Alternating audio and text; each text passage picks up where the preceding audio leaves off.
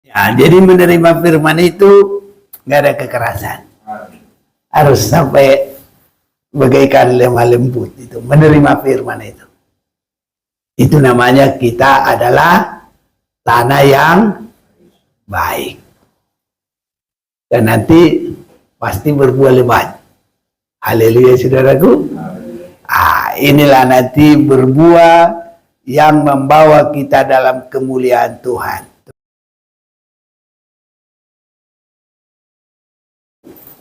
Saya mau mengajak kita membaca firman Tuhan.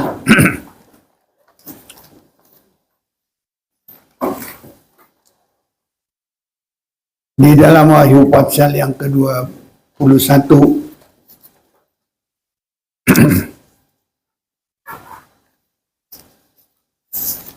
Ayat yang kelima.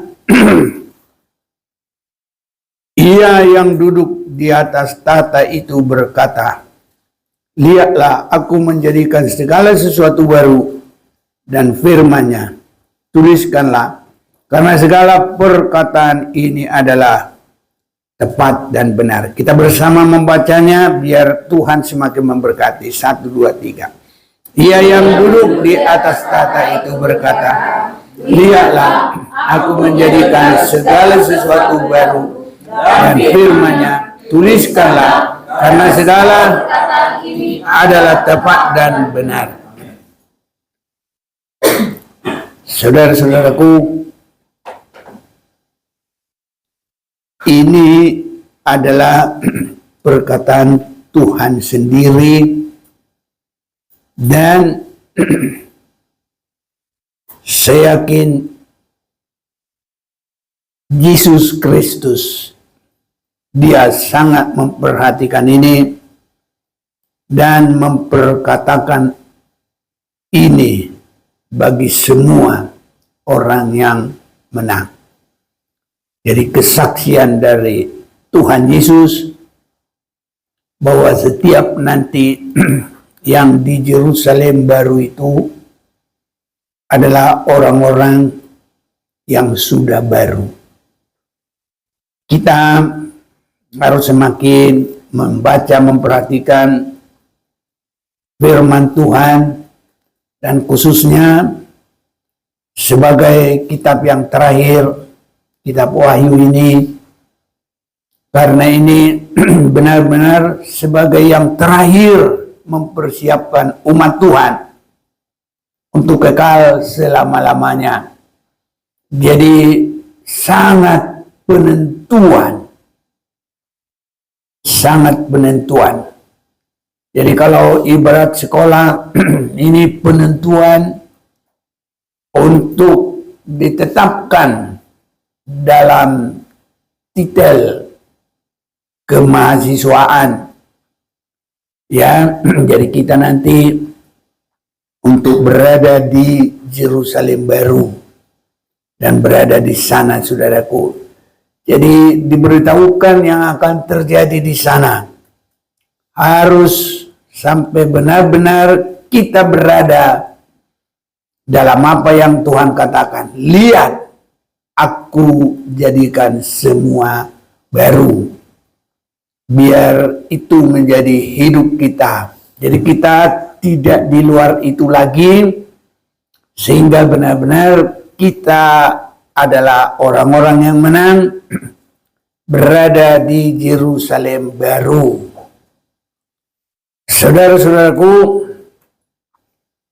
itu pembaharuan itu adalah sepanjang hidup kita, masing-masing hidup kita.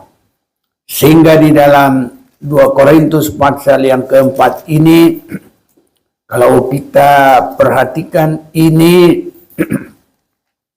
saya bacakan bagi kita 2 Korintus pasal yang keempat, ayat yang ke-16.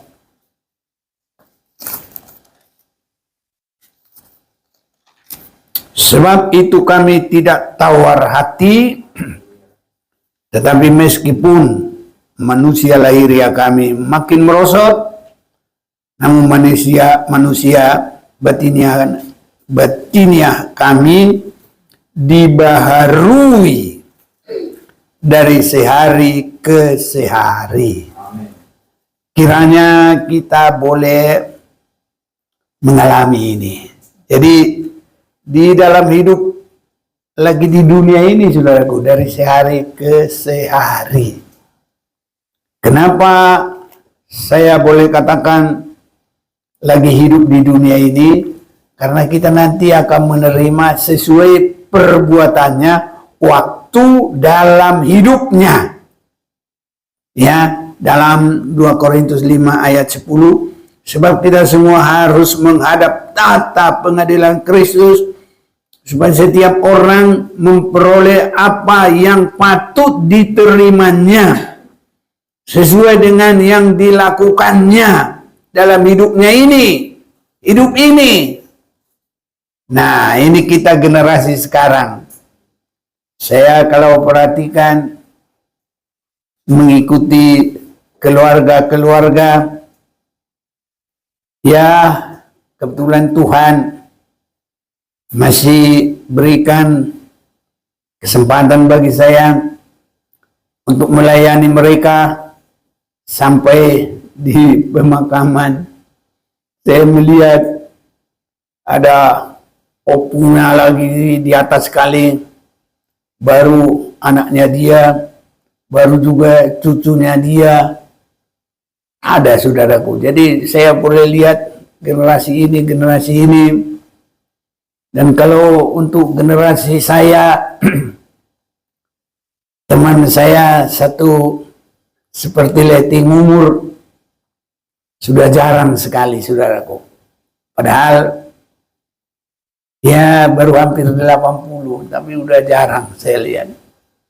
Jadi saudara-saudaraku, kita nggak boleh tunggu nanti ada di mana-mana, tidak. Tapi sekarang ini dalam hidup kita ini, kita sudah harus berjuang, saudaraku. Jadi kita harus mengerti sekarang kita ini sebenarnya di sini sedang berjalan ke Yerusalem baru.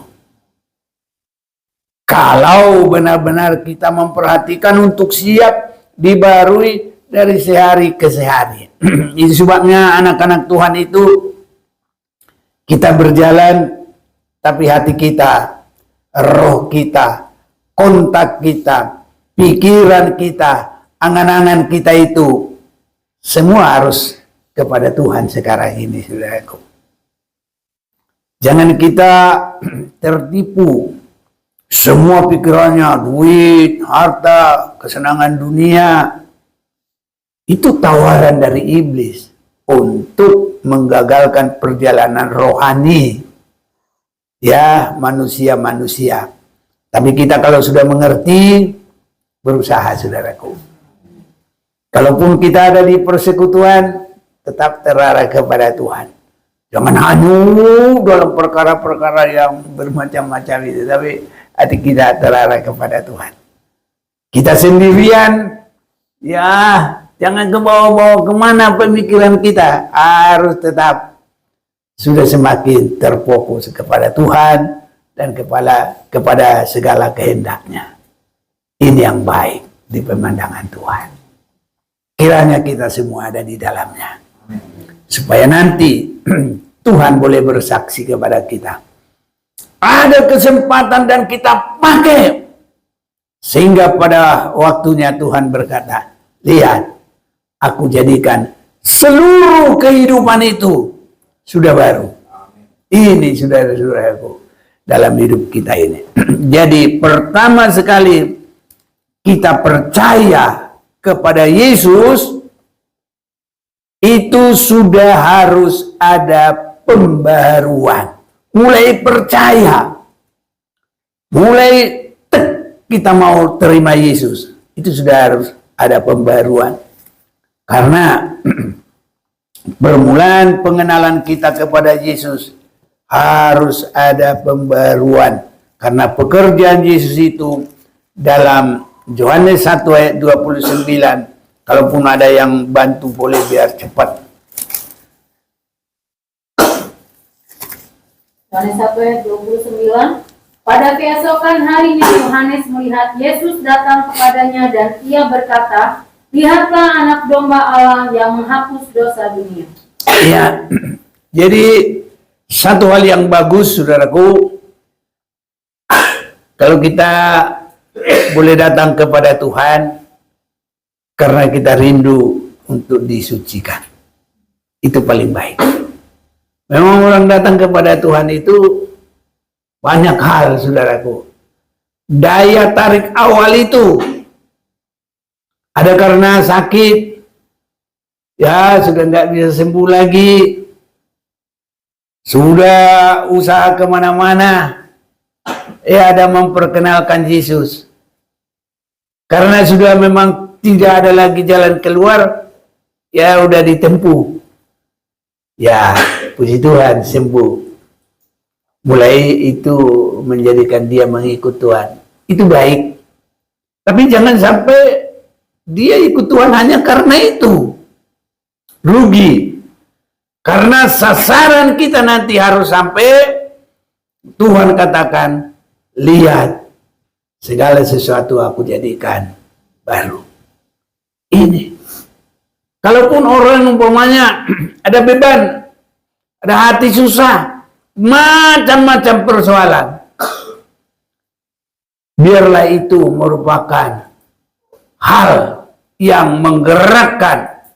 Tapi kerinduan kita harus rindu pembaruan awal. Kita rindu dibebaskan dari dosa. Kita rindu hidup dikuduskan. Ini saudara-saudaraku, mulai kita kenal Tuhan, sudah harus itu.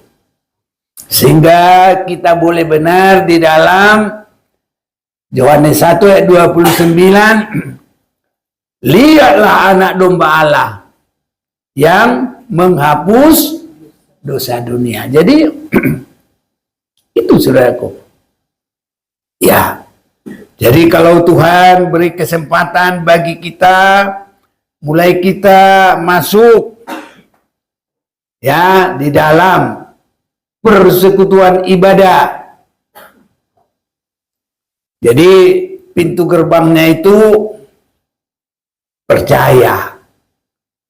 Sesudah dia masuk, langsung kita harus mengerti Yesus itu mati berkorban untuk tebusan manusia dan tidak ada yang lain. Jadi kita tidak boleh ragu-ragu karena pelajaran perkataan orang bisa saja saudaraku menggoyahkan kita.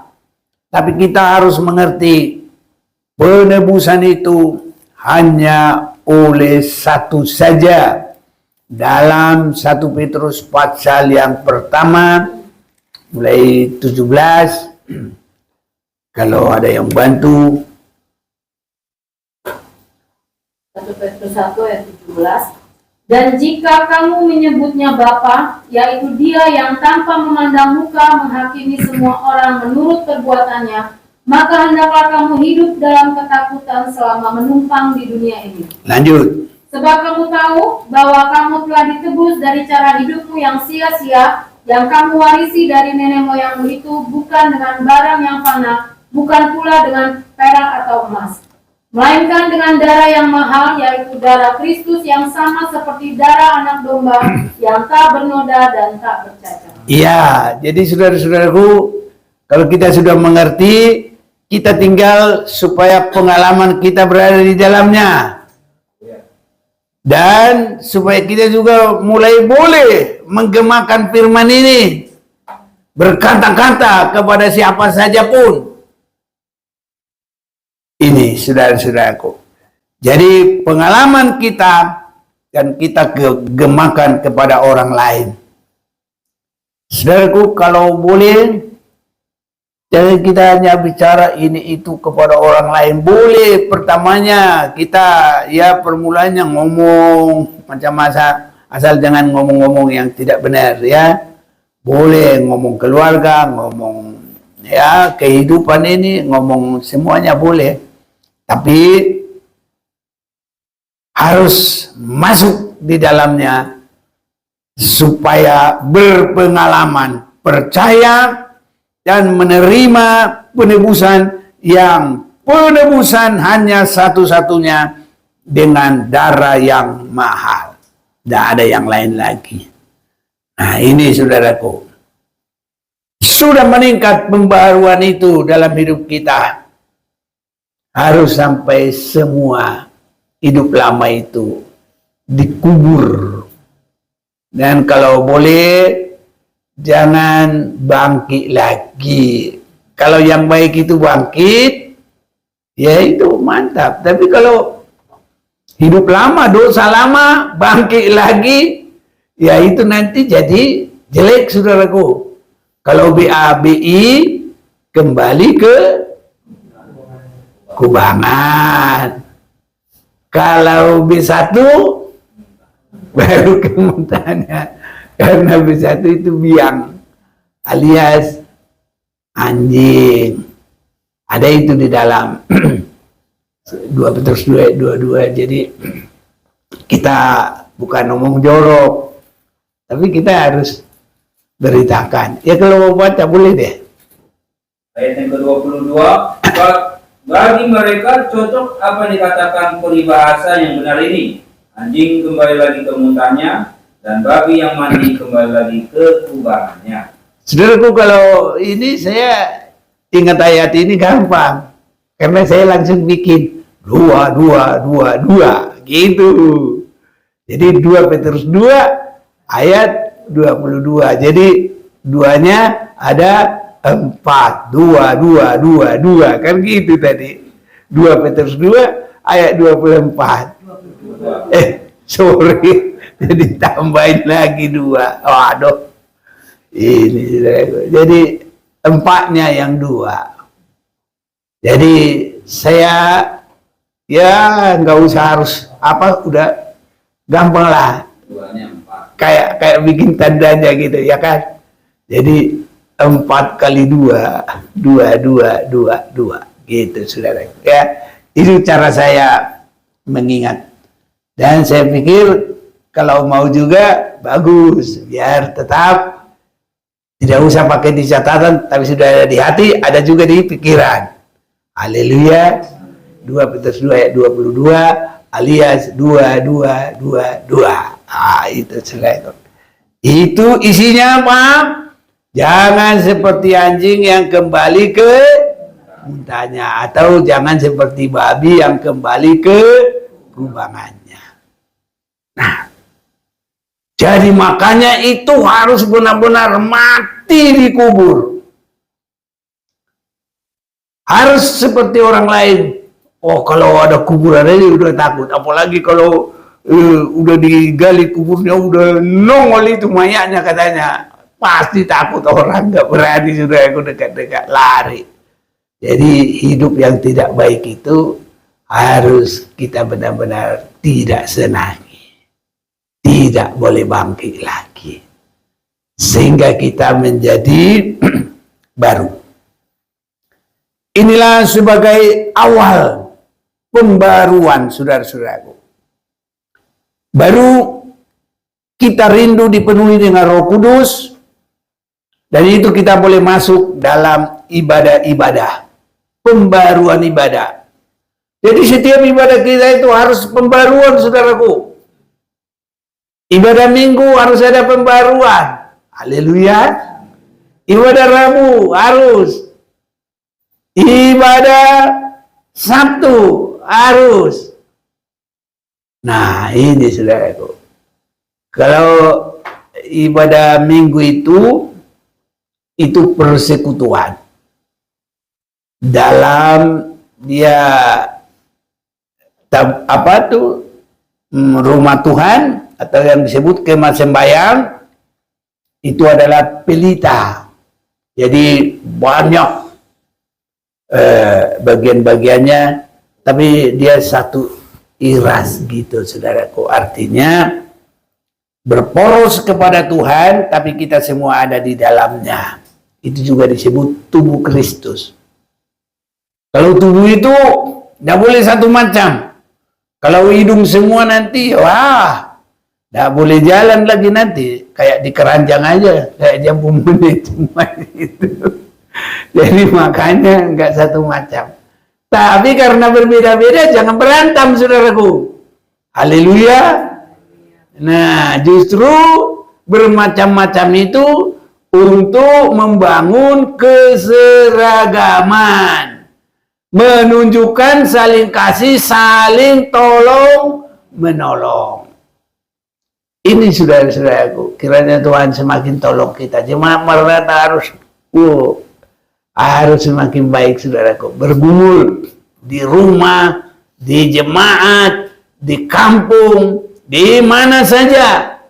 Ini kita harus bisa menjadi pemersatu, bukan pemecah, bukan pemfitnah, bukan, saudaraku. Tapi harus menyatukan dalam kasih Tuhan Yesus Kristus untuk diselamatkan dan diberkati. Jadi ibadah yang kedua adalah kalau pendalaman firman, supaya semakin mendalam semua firman. Dan ibadah ketiga adalah doa penyembahan seperti kita. Ini harus mendapat pembaharuan. Bahkan ini harus pembaharuan yang lebih nyata. Karena pembaharuan ini sudah langsung mempersekutukan kita dengan Tuhan. Itu penyembahan itu, saudaraku. Itu sebabnya bagaimana penyembahan yang benar. Inilah yang harus kita perhatikan.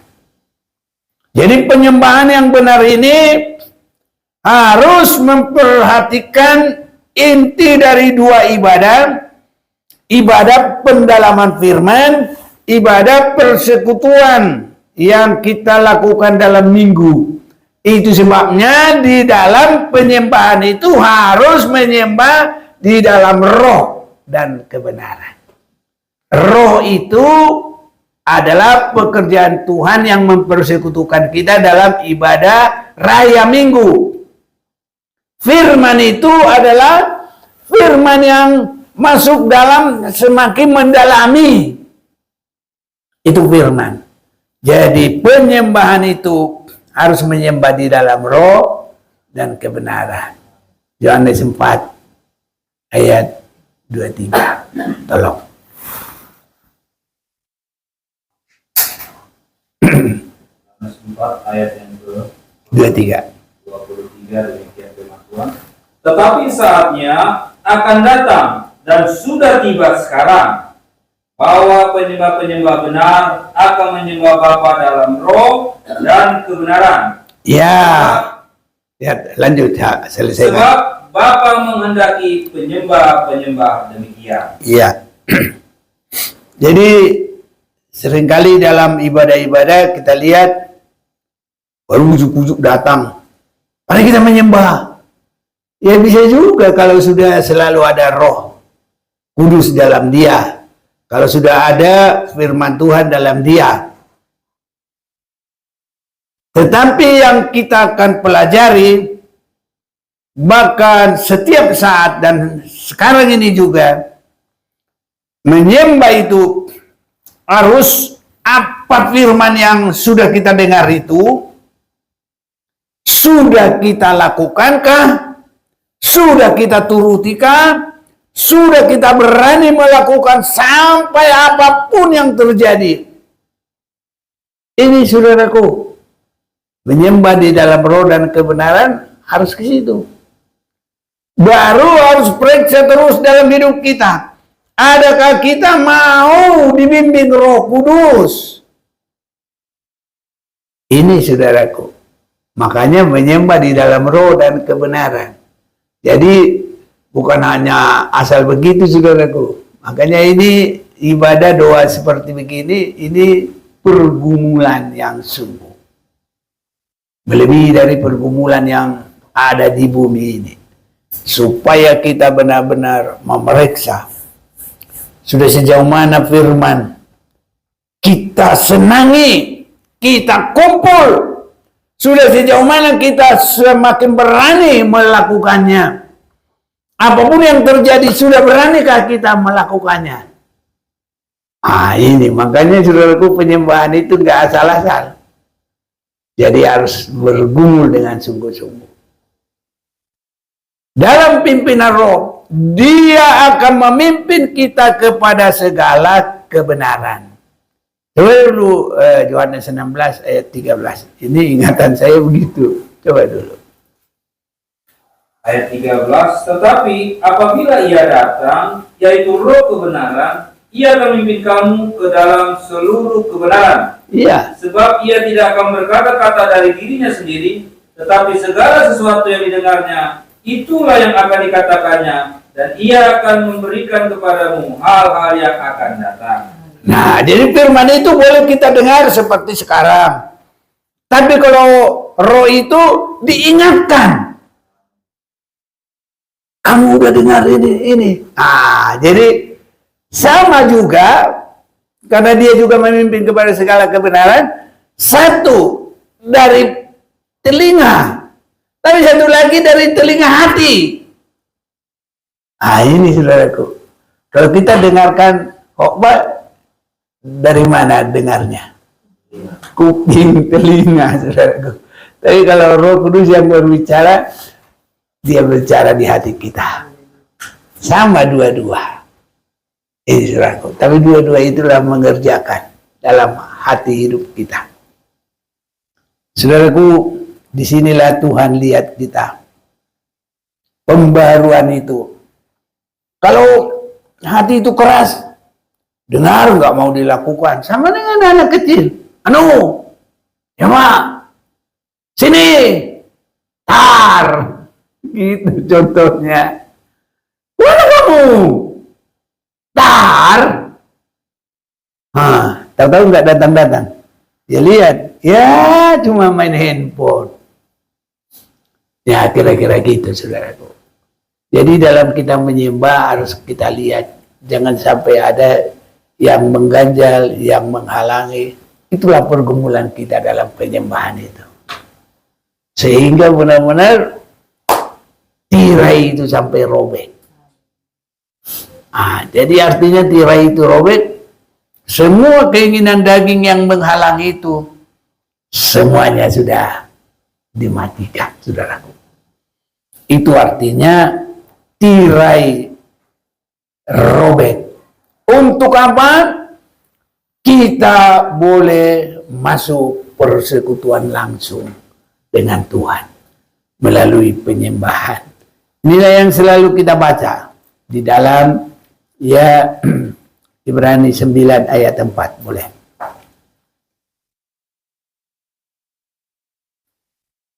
Ayat yang keempat, yang firman Tuhan, di situ terdapat mesbah pembakaran ukupan. Itu penyembahan, itu artinya bagi kita. Terus. Dan tabut perjanjian yang seluruhnya disalut dengan emas. Di dalam tabut perjanjian itu tersimpan buri-buri emas berisi mana, tongkat Harun yang pernah bertunas, dan loh-loh batu yang bertuliskan perjanjian. Jadi saudara-saudaraku, biar kita lihat, marilah dua penyembahan seperti kita di sini bersama-sama bersungguh-sungguh, saling menguatkan, mendengarkan firman, di rumah juga kita laksanakan. Karena itu akan membawa kita menyatu langsung dengan Tuhan. Makanya kalau ditampilkan itu, mesbah ukupan itu, korban ukupan itu, itulah yang tembus kepada peti perjanjian. Itu adalah ada tempatnya Allah Bapa, Allah Anak, Allah Roh Kudus. Jadi lewat penyembahan yang benar. Kalau kita selalu memperhatikan sejauh mana kita mau kepada firman itu, sejauh mana kita menyerah dalam pimpinan Roh Kudus, itulah yang membawa kita benar-benar ke hadirat Tuhan. Kalau tidak begitu, orang berdoa, apapun ibadahnya itu, Tuhan bilang apa? Bukan karena Aku nggak bisa menolong kamu. Bukan karena tanganku pendek, bukan karena telingaku nggak mendengar. Tapi apa? Dosa-dosa, kekurangan. Dosa itu adalah termasuk keras, tidak mau melakukan firman. Ini. Tapi kalau kita sudah mau melakukan firman, bukan berdosa lagi, malah disebut mengasihi Tuhan. Haleluya, saudaraku. Nah, itu sebabnya benar-benar penyembahan yang benar itu menembuskan, mendorong kita. Bahkan inilah yang sangat penting. Saya yakin itu bagaikan kita bersayap, berpindah. Tempat yang paling aman itu tidak di satu negeri dimanapun di bumi ini. Tidak. Apakah itu di hutan, di mana saja, tidak. Sampai seandainya kita di dalam batu. Kalau orang masuk di situ, iblis juga pasti bisa masuk di situ. Tapi kalau kita di hadirat Tuhan, iblis pasti tidak bisa masuk. Ke situ kita aman, tidak bisa dikejar lagi. Jadi ke situ kita. Untuk kita masuk di sana lewat penyembahan yang benar. Memperhatikan firman Tuhan untuk kita ramah terhadap firman itu. Ya, coba dulu. Terakhir biar kita berdoa. Yakobus pasal 1 mulai 19 sudah bolehlah. 19. Hai saudara yang kukasihi, ingatlah hal ini. Setiap orang hendaklah cepat untuk mendengar, tetapi lambat untuk berkata-kata, dan juga lambat untuk marah. Sebab amarah manusia tidak mengerjakan kebenaran di hadapan Allah. Sebab itu buanglah segala sesuatu yang kotor dan kejahatan yang begitu banyak itu, dan terimalah dengan lemah lembut firman yang tertanam di dalam hatimu, yang berkuasa menyelamatkan jiwamu. Ya, jadi menerima firman itu nggak ada kekerasan. Harus sampai bagaikan lemah lembut itu, menerima firman itu. Itu namanya kita adalah tanah yang baik. Dan nanti pasti berbuah lebat. Haleluya, saudaraku. Inilah nanti berbuah yang membawa kita dalam kemuliaan Tuhan. Terus tadi lanjut. Tadi sudah ya berapa? Ayat 22. Ya, silakan. Tetapi hendaklah kamu menjadi pelaku firman dan bukan hanya pendengar saja. Sebab jika tidak demikian, kamu menipu diri sendiri. Iya. Jadi ibadah-ibadah itu ibadah-ibadah palsu, saudaraku, jadinya nanti. Jadi kita harus benar-benar ramah terhadap firman. Biar jangan ibadah kita ibadah palsu, tapi ibadah yang sangat diberkati Tuhan. Terus. Sebab jika